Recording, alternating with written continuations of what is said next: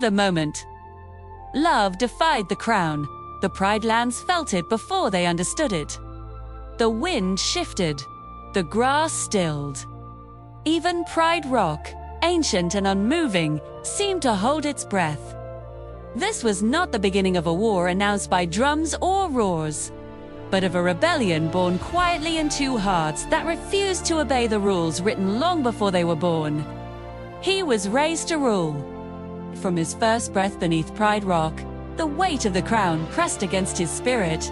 Every lesson carved into him spoke of balance, duty, and sacrifice. A king was not allowed to belong to himself. His heart, his strength, his future were promised to the Pride Lands alone. Love, he was taught, was not forbidden, but it was controlled, measured, and permitted only when it served the throne. You accepted this truth because questioning it felt like treason. She came from beyond the borders, from lands that Pride Lands spoke of in warnings rather than stories. Her life had been shaped by hunger, loss, and survival. No stone throne had ever protected her.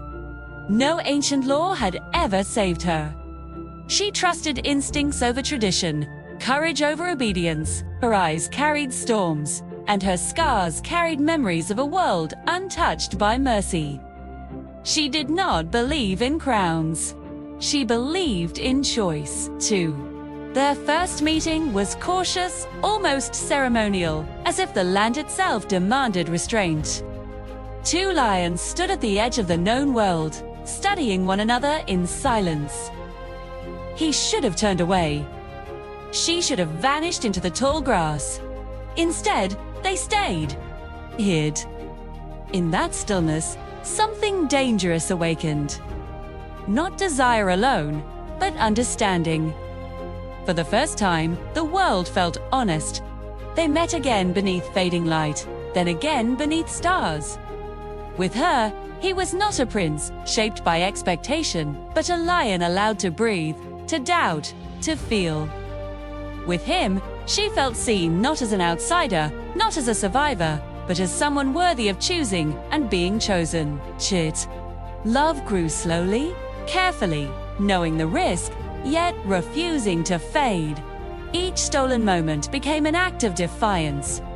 The Pride Lands noticed the change long before love was spoken aloud.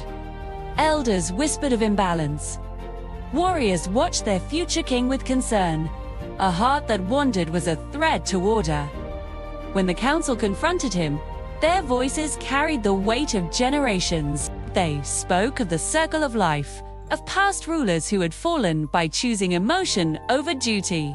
They warned him that love could fracture the pride and invite chaos.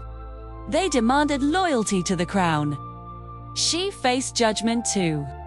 Her pride reminded her of wounds left by Pride Lands decisions, of lives lost because of distant thrones and uncaring laws. They accused her of forgetting suffering in the warmth of affection. Shia tried to explain that he questioned the very system that had caused so much pain, but fear does not listen to hope. Still, neither of them could walk away.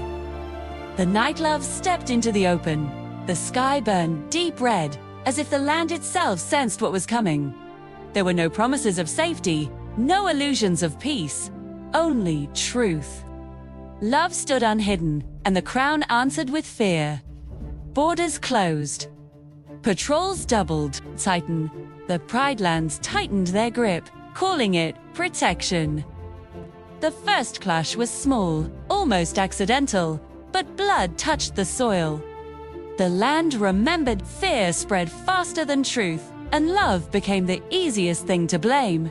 War crept in, wearing the mask of duty. The Pride Lands marched beneath banners of honor and unity. Outsiders gathered in desperation, fighting not for conquest, but survival. Each side told itself the same lie, that violence was necessary, that the other was the enemy. Love was spoken of as weakness, as provocation, as betrayal. He was forced into command, standing before warriors who trusted his roar without question. Every order tore at him. It Battle pulled him further from the lion he was when he stood beside her in quiet grasslands. He told himself he could end it quickly, that he could control the damage. War does not listen to intentions. She became a symbol she never chose to be. To the Pride Lands, she was the reason for bloodshed, her name spoken with anger and fear. To her people, she was hope proof that even kings could choose differently. Love stripped her of anonymity and turned her heart into a battlefield others fought over. The Pride Lands burned, grasslands turned to ash. Rivers carried sorrow instead of reflection. Cubs learned the sound of war before lullabies. Victory felt hollow. Defeat felt the same. With every fallen lion, the crown demanded more sacrifice. They met again among ruins and smoke. Love still burned, but now it carried guilt and responsibility. In that moment, they understood the truth they had avoided. The war no longer belonged to them alone. It had grown into something larger, fueled by pride, fear, and refusal to change. When the council demanded a final assault, something inside him shattered. He saw the future clearly, endless cycles of bloodshed justified by tradition. Obedience would mean destroying everything a true king should protect. In that moment, love defied the crown. He turned against the throne, not with hatred, but resolve. His roar echoed across the battlefield, not in rage, but defiance. Warriors froze, stunned by the sight of one of their own standing against the system that raised him. He fought fiercely, shielding lives where he could, standing between death and those who had once been enemies. She fought beside him, back to back, trust forged in fire guiding every movement. The battlefield dissolved into chaos. Loyalty shattered. Lines vanished. Flame and grief thundered beneath a sky that seemed to mourn with the land. When silence finally fell, the Pride Lands were scarred beyond recognition. The war ended not in victory, but in exhaustion. He lived, but the crown did not. Exile followed, not as punishment, but necessity. A kingdom that feared love could not be led by one who fought for it. She survived too, carrying both loss and hope in equal measure. Together, they left the Pride Lands behind, not as fugitives, but as proof that love could stand against power and survive. Their story was whispered through generations, not as a tale of betrayal, but as a reminder.